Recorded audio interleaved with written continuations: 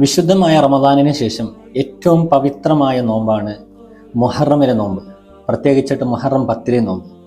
പ്രവാചകർ സല്ലല്ലാഹു അലൈഹി വസല്ലമ തങ്ങൾ പറഞ്ഞത് മുഹറം 10 നോമ്പ് കഴിഞ്ഞ ഒരു വർഷത്തെ ദോഷങ്ങൾ പൊറുക്കാൻ കാരണമാകുമെന്നാണ്.